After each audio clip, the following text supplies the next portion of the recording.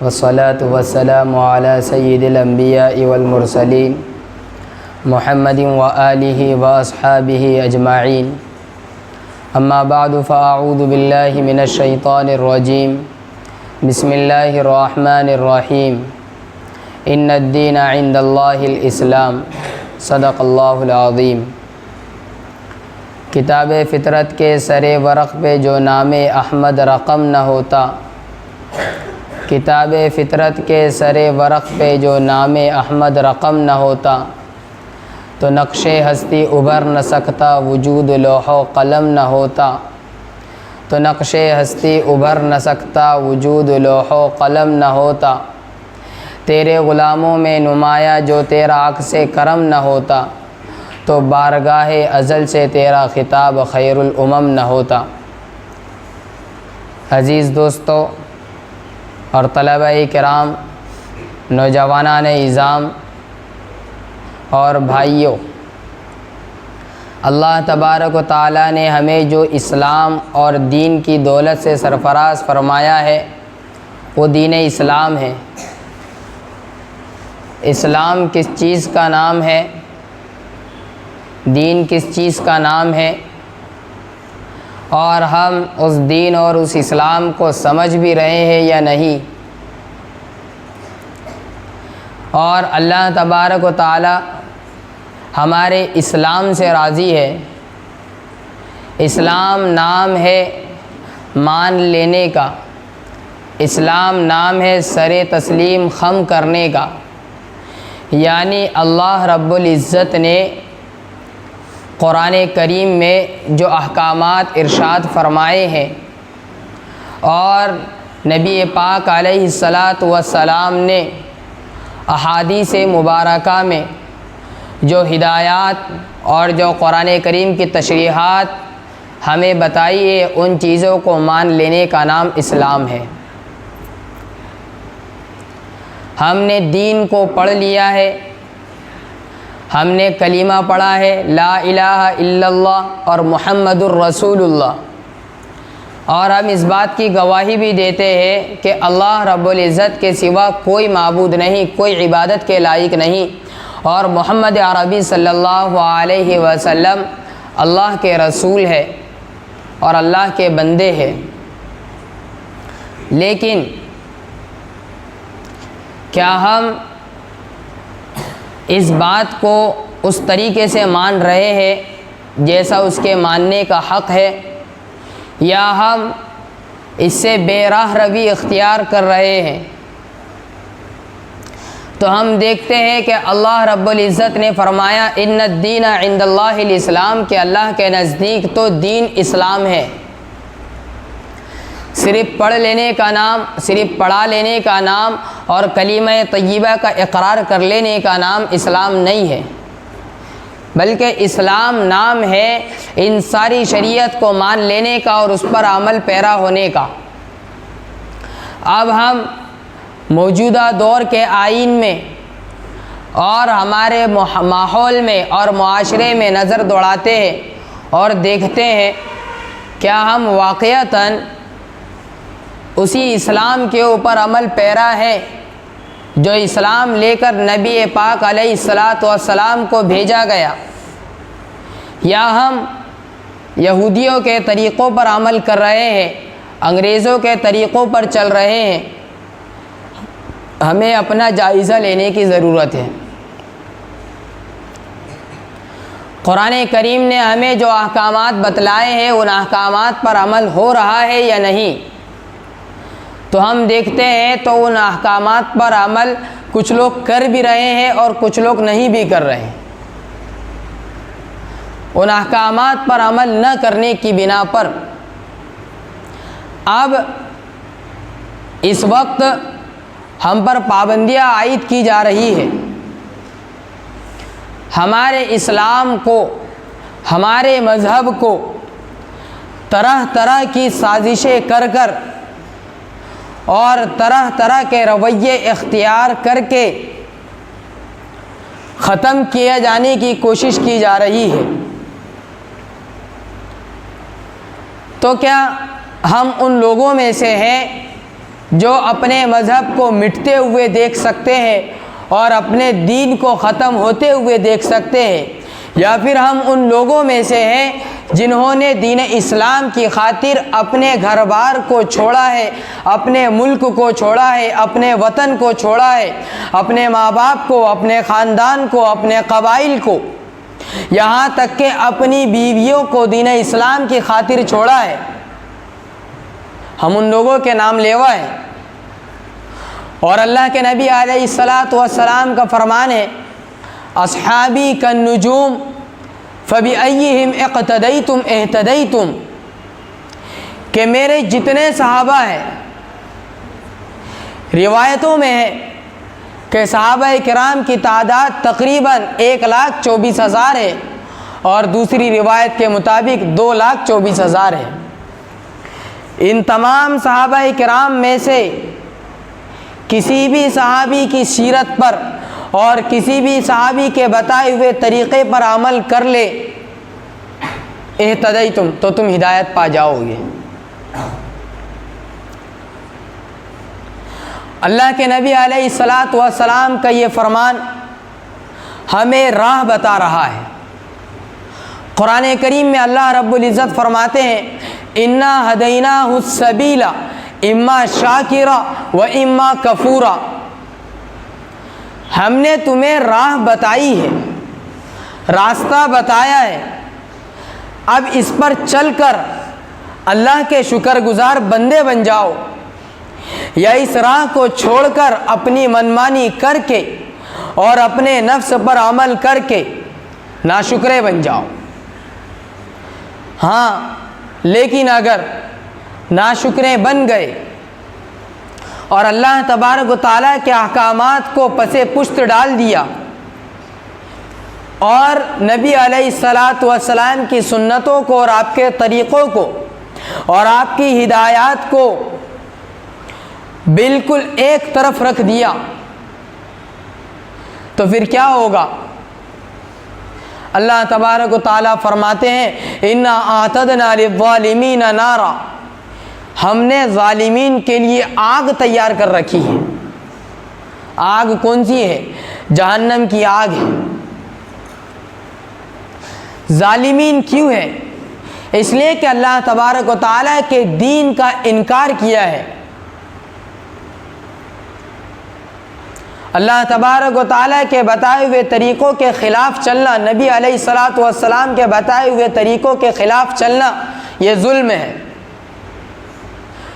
اللہ تبارک و تعالیٰ ارشاد فرماتے ہیں، الذین آمنوا ولم یلبسوا ایمانہم بظلم اولئک لہم الامن وہم مہتدون، جو لوگ ایمان لے آئے، ولم یلبسوا ایمانہم بظلم، اپنے ایمان کے ساتھ ظلم کی آمیزش نہیں کی، ظلم کو نہیں ملایا۔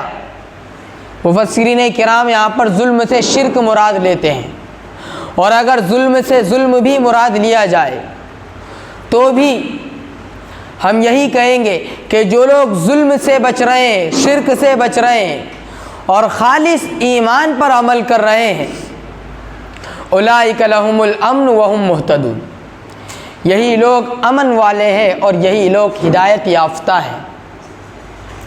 اور ایسے لوگوں کے لیے اللہ رب العزت نے جنت کے وعدے کر رکھے ہیں۔ اللہ کے نبی علیہ الصلاۃ والسلام کی بعثت سے پہلے کا جو دور تھا، اس دور میں امن نامی کوئی چیز انسانیت میں باقی نہیں تھی۔ بھائی بھائی ایک دوسرے کے خون کے پیاسے رہا کرتے تھے۔ اسی طریقے پر ان کے ہاں گھروں میں اگر بیٹی کی ولادت ہوتی، بیٹی کی پیدائش ہوتی، تو ان کے دلوں میں وہ رحم اور رحم کا وہ مادہ نہیں تھا کہ بیٹی اور وہ اپنی جان کا ٹکڑا ہے، اپنے جگر کا ٹکڑا ہے، اس چیز کو وہ نہیں سمجھتے تھے۔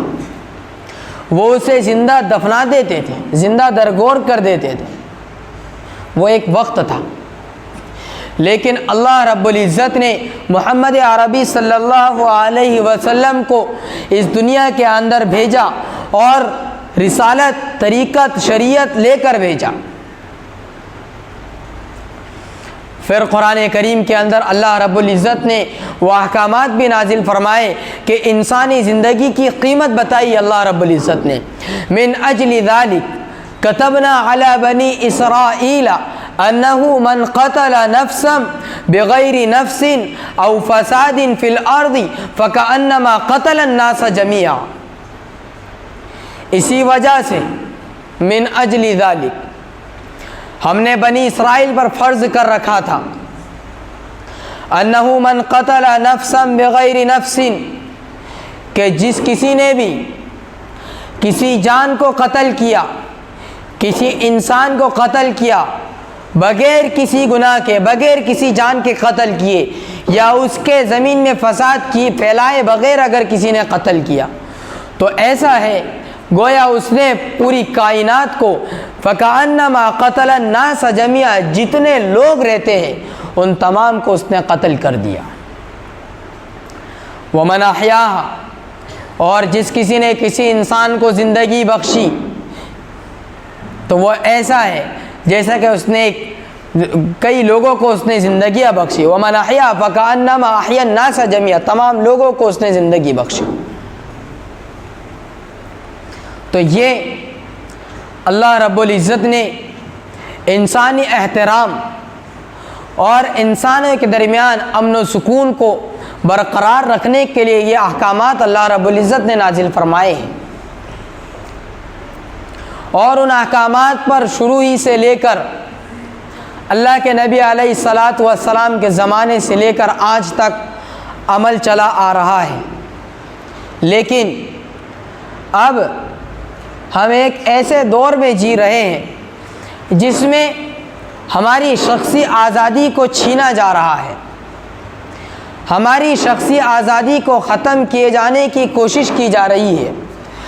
رات دن ہمارے مذہب پر حملے ہو رہے ہیں، رات دن ہماری عبادت گاہوں کو ختم کرنے کی کوششیں کی جا رہی ہیں، ہماری عبادت گاہوں کو منہدم کیا جا رہا ہے. اللہ کے نبی علیہ الصلاۃ والسلام کے بعد صدیق اکبر سیدنا ابو بکر صدیق رضی اللہ عنہ خلیفہ اول مقرر ہوئے. آپ کے عہد خلافت میں حیرہ فتح ہوا، وہاں عیسائیوں کی بستی تھی. آپ رضی اللہ تعالیٰ عنہ نے فرمان جاری کیا، کہا کہ کسی عیسائی کو تکلیف نہیں پہنچائی جائے گی، انہیں ان کے مذہب پر برقرار رکھا جائے گا، انہیں مذہبی آزادی دی جائے گی، ان کے صلیبوں کو نہیں توڑا جائے گا، ان کی عبادت گاہوں کو مسمار نہیں کیا جائے گا، اور ان کے عبادت گاہوں میں، ان کے عبادتی دنوں میں وہ صلیب کی اگر نمائش کرنا چاہے تو وہ کر سکتے ہیں. ان کے گرجا گھروں میں بڑے بڑے جو گھنٹے لگے ہوئے ہیں ان گھنٹوں کو تک کے بجانے کے اوپر پابندی نہیں لگائی جائے. صدیق اکبر رضی اللہ عنہ نے اپنے دور خلافت میں عیسائیوں کے مذہب کی بھی، ان کے مذہب کی بھی خلاف ورزی نہیں کی، ان کو ان کے مذہب پر برقرار رکھا، ذمیوں کو بھی برابر کا حق دیا، غیر مسلموں کو بھی ان کے مذہب پر برقرار رکھا. وہاں سے لے کر تو آخری بادشاہ تک، اسلامی حکومت کے خاتمے تک آپ پوری تاریخ کا مطالعہ کر سکتے ہیں، دیکھ سکتے ہیں کہ کسی مسلم حکمراں نے کسی کی شخصی آزادی کو نہیں چھینا ہے، کسی کے مذہب پر آنچ نہیں لائی ہے، کسی کے مذہب کو ختم کرنے کی کوشش نہیں کی گئی ہے. اور ہمارا یہ جو ہندوستان ہے، جب یہ آزاد ہوا اس وقت جو میٹنگیں ہوئی، اس وقت جو قوانین بنائے گئے، ان قوانین کے اندر بھی یہی بات پیش رہی ہے کہ کسی کی شخصی آزادی کو نہیں چھینا جائے گا، کسی کے مذہب سے کھلواڑ نہیں کیا جائے گا، ہر ایک اپنے مذہب پر کاربند رہے گا، ہر ایک اپنے مذہب پر اپنے مذہب کی عبادت کرنے پر آزاد رہے گا. لیکن اب کیا ہو گیا؟ اب یہ ہو گیا کہ ہم ہر طرح سے گھر چکے ہیں، ہر طرح سے پریشانیوں میں آ چکے ہیں، تو اب بیدار ہونے کی ضرورت ہے۔ اب اپنے اندر ایمانی حرارت کو پیدا کرنا ہے۔ اب قومی یکتائی اور اتحاد اور اتفاق کو پیدا کرنا ہے، اور اپنا جو شیرازہ بکھر چکا ہے اس کو ایک جٹ کرنا ہے، اور ہمیں اپنے مذہب کے اوپر آنچ نہیں آنے دینا ہے۔ اپنی عبادت گاہوں کی اور اپنے مذہب کی خود حفاظت کریں گے، اور جتنے قوانین ہمیں اسلام نے دیے ہیں ان تمام قوانین پر ہم عمل کریں گے، اور اپنے قانون کو چھوڑنا اور شریعت کو چھوڑنا ہمارے نزدیک ایسا ہو کہ گویا ہمارا مذہب مٹ رہا ہے، اور اپنی جان کو تو گنوا دینا ہم برداشت کریں گے، لیکن شریعت پر آنچ آنا ہم برداشت نہیں کریں گے۔ اگر ہم ان باتوں پر عمل کریں گے تو انشاءاللہ ہماری دنیا بھی صحیح رہے گی اور ہماری آخرت بھی صحیح رہے گی۔ اللہ تبارک و تعالی ہم تمام کو کئی سنی باتوں پر عمل کرنے کی توفیق عطا فرمائے۔ وآخر دعوانا الحمدللہ رب العالمین۔